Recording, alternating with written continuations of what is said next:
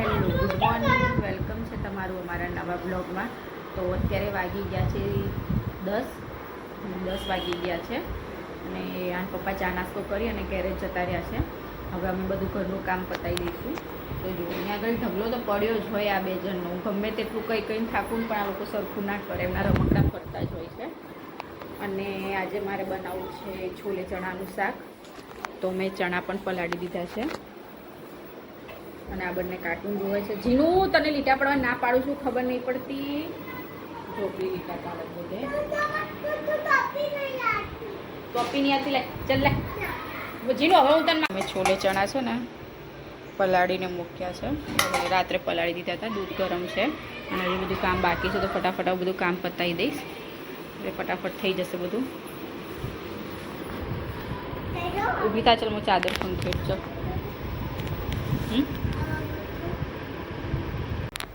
તો અત્યારે હું છોલે ચણા શાક બનાવું છું. જો તેલ ગરમ કરવા મૂકી દીધું છે અને બધો મસાલો પણ રેડી છે. ડુંગળી, ટામેટાં, પછી છોલે મેં બાફીને રાખ્યા છે, લસણ એ પણ. જો તેલ થઈ ગયું છે એટલે પહેલાં હું ડુંગળી નાખી દીધી, લસણની પેસ્ટ નાખી દીધી છે. એ સરખી રીતે ચડી જશે એટલે ટામેટાં નાખી દઈશ. હું છે ને વધારે મસાલાવાળું ખાવા નહીં બનાવતા, કારણ કે અમારે કોઈ વાન પપ્પા પણ નથી ખાતા, હું પણ નથી ખાતી વધારે મસાલાવાળું. મીડિયમ મસાલો જ રાખીએ છીએ અમે. બહુ ગરમ મસાલો નથી નાખતા, ખાલી જ આપણે રૂટીનમાં જે મસાલા યુઝ થતા હોય એ જ નાખીએ છીએ. કારણ કે પેટમાં તકલીફ થાય એના કરતાં આપણે પહેલેથી જ અવોઇડ કરવું સારું. હા, કદાચ કશે બહાર ગયા હોય ને એક દિવસ ખાતું હોય તો ચાલે, પણ હવે ડેલીમાં તો અમે જે નોર્મલી આપણે જે મસાલા યુઝ થાય છે એ જ કરીએ, કારણ કે અમારે વધારે સ્પાઇસી પણ નથી બનતું. રીતે ડુંગળી પણ થઈ ગઈ છે. આ જ કુકરમાં અમે બાફ્યા હતા ચણા, તો એમાંથી ચણા મેં સાઈડ ઉપર કાઢી દીધા છે અને આમાં જ હું ફરીથી વઘાર કરી અને પછી એક સીટી મારી દઈશ એટલે સરસ ચણા છે. ચણાને રસ બધું એક રસ થઈ જશે, મસાલાનો બધો, તો બહુ સરસ થઈ જશે. તો અહીંયા જો મેં ચણા પણ નાખી દીધા છે, મસ્ત થઈ ગયો છે. મસાલો પણ રેડી, તો અંદર પાણી અને ચણા મેં એડ કરી દીધા છે. હવે એક વિસલ મારી દઈશ એટલે સરસ ચણા થઈ જશે છોલે ચણાનું શાક. તો આ મેં કુકર બંધ કરી દીધું. હવે એક વિસલ વાગે ત્યાં સુધી આ બંને અહીંયા બેઠા બેઠા ટીવી જોવે છે, તારક મહેતા. અને મારે હવે રોટલી કરવી છે, પણ હવે થોડી વાર રહીને કરું, કારણ કે હજુ પપ્પાના આન ટાઈમ છે. આ કુરિયર આવ્યું છે અમારા સામેવાળાનું, તો મેં લીધું છે. એમને પણ આવી રીતે આ સ્ટેન્ડ મંગાવ્યું હતું, તો એમનું આ કુરિયર આવી ગયું છે. પણ હમણાં બંધ છે ઘર, એટલે પછી મોડ આપી દઉં. એમણે પણ સેમ આવું સ્ટેન્ડ મંગાવ્યું છે. જમવાનું થઈ ગયું છે. આ બે જણા હજુ જમે છે. મેં અને જીનુએ જમી લીધું છે. જીનું જમી લીધું ને તે, તો મેં જીનુએ જમી લીધું છે અને હવે જમી અને ગેરેજ જશે. જવાનું ગેરેજ.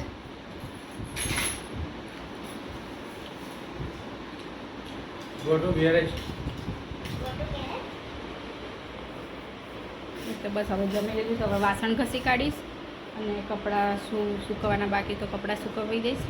અને પછી બધું પરવારી પોતું મારી અને થોડી વાર આરામ કરીશું, સુઈ જશું. અને મળીશું તમને ફરીથી સાંજે. અત્યારે વાગી ગયા છે 8 અને મારે અત્યારે દહીં વઘારવું છે.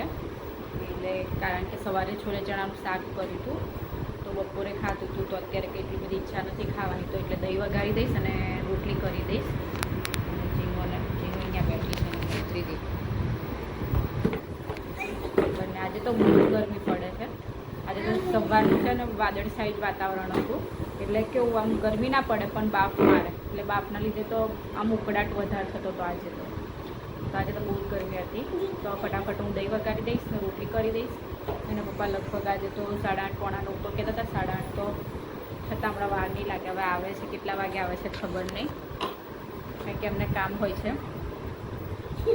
જ્યારે દુકાનની વસ્તી કરવાની હોય ત્યારે જ કોઈને કોઈ કસ્ટમર આવી જાય, એટલે એમને 1-2 કલાક લેટ થઈ જ જાય. વસ્તી કરવાનો ટાઈમ છે ત્યારે જ કોકને કોક આવે એમને, એટલે પછી મોડું થઈ જાય છે. હવે જોઈએ આજે તો કેટલા વાગે આવે છે. મારે લાઈવ જવું હોય છે, પણ કામમાંથી જ આપણે જલ્દી ફ્રી થતા નહીં, એટલે પછી અવાતું જ નથી લાઈવમાં મારે. અને જો આ ઘરનું દહીં બનાવેલું હતું, મસ્ત ખાટું ખાટું દહીં થઈ ગયું છે ને એકદમ જાડું દહીં થઈ ગયું છે. તો હવે હું છે ને દહીં વઘારી દઈશ. જો મસ્ત થઈ ગયું છે દહીં. જો સરસ ખાટું ખાટું દહીં છે.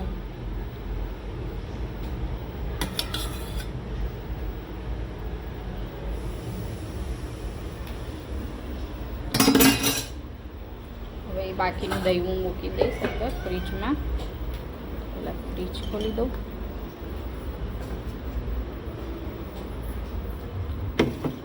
ફ્રીજમાં દહીં મૂકી દીધું અને હવે હું દહીં વઘારી દઈશ. ડુંગળી અને લસણ સાતળવા મૂકી દીધા છે. તો બંને સરખી રીતે સતળાઈ જાય પછી હું છે ને દહીં નાખી દઈશ અને પછી છેલ્લા મસાલો કરી દઈશ.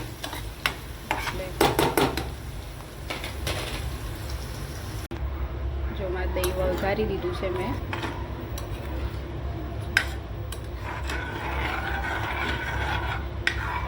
સરસ રીતે થઈ ગયું છે.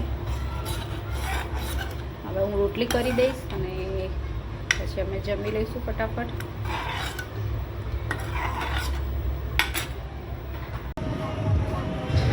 અમે પછી જમી અને પરવારીને છે ને બહાર આ સંઘ જોવા ગયા હતા. આ સંઘ છે ને દેવી પૂજક સમાજનો છે અને એ લોકો જાય છે કોઠા, જ્યાં આગળ હડકઈ માનું મંદિર આવેલું છે મોટું. તો આ લોકો ત્યાં આગળ ધજા અને આવી રીતે ચાલતા ત્યાં આગળ જાય છે. તો બહુ મોટો સંઘ હતો, તો બહુ જ પબ્લિક હતી. તો અમે લોકો જોવા માટે ગયા હતા. એટલા શ્રદ્ધાળુઓ હતા, એટલા બધા જણ હતા ને કે આમ મંડપ બાંધેલા જોયા હતા. આના જ હતા સંઘ જવાનો તો એના માટેના મંડપ બાંધેલા હતા.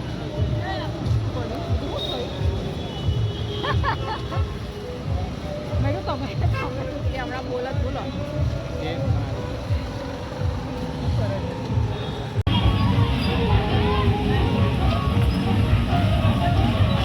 આ કઈ જગ્યાએ જતા હશે?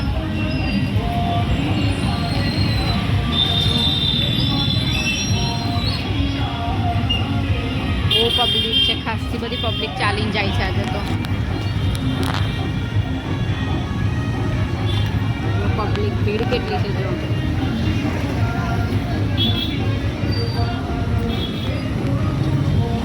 આટલી ને આટલી પબ્લિક તો હજુ પાછળ ચાલીને આવે છે.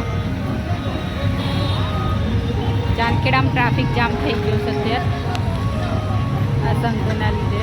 બહુ મોટો સંઘ છે.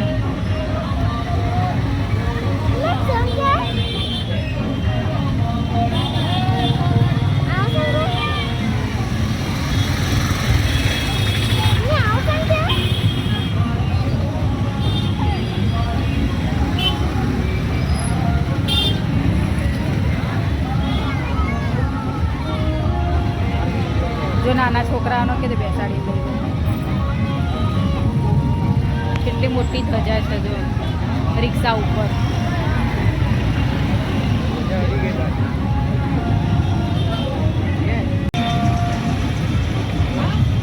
આજે આખો રોડ બ્લોક છે આ સંઘના લીધે. અડધા રિક્ષામાં જાય છે, અડધા ચાલતા જાય છે. જે પણ ચાંદખેડાથી જોતું હોય એને ખબર હોય આ સંઘ કઈ જાય. લોકો કેટલી મોટી મોટા ધજા લઈને જાય છે. હા તો જ જાય ને, એમને ના જાય. હજુ તો આગળ એટલી ને એટલી છે, પેલી બાજુ પાછળ આપણે આવ્યા ત્યાંથી તો નથી ને.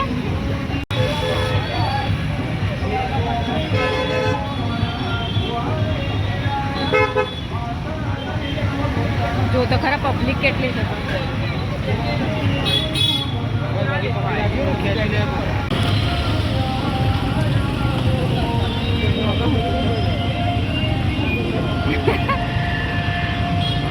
બીજું કોઈ આવતું હોય ને એને પૂછવું.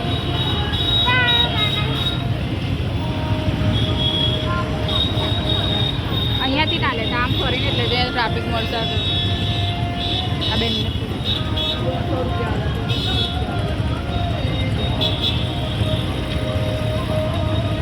પેટ્રોલ શું કાંઈ ભાડો છો પણ?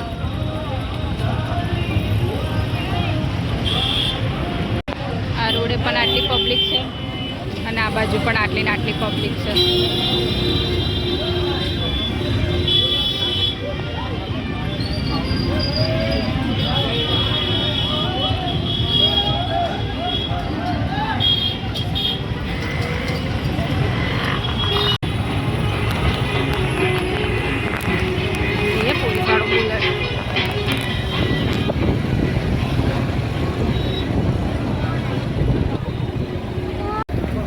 પબ્લિક જો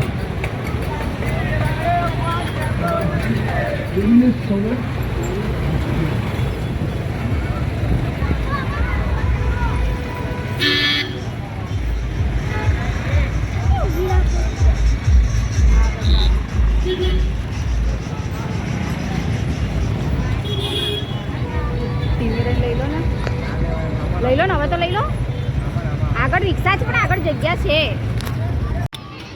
અત્યારે અમે આવ્યા છે સહારા આર્ટ એન્ડ ક્રાફ્ટ ચાંદખેડામાં ન્યૂ સીજી રોડ ઉપર છે તો જો આવ્યા છીએ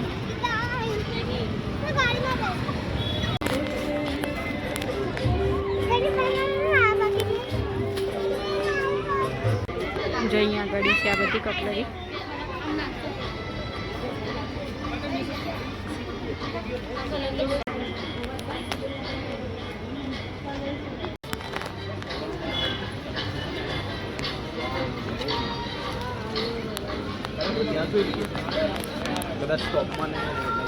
जो बधी विंटेज वस्तुओं है अहींया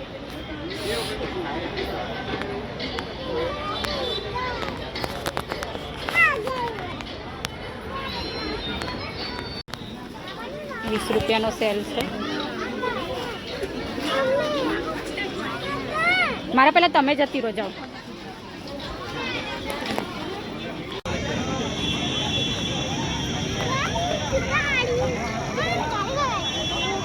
एमा तू ना बेसे बेटा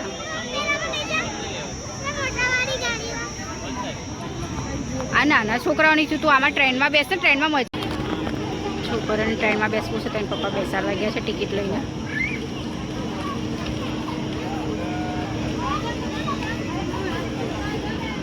तो यहाँ नानी गाड़ी पण छे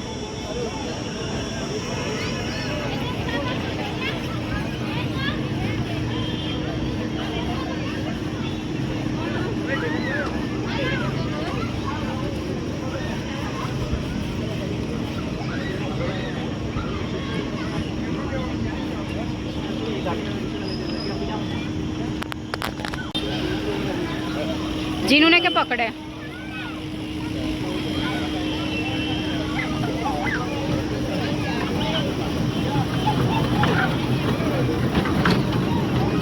पकड़ो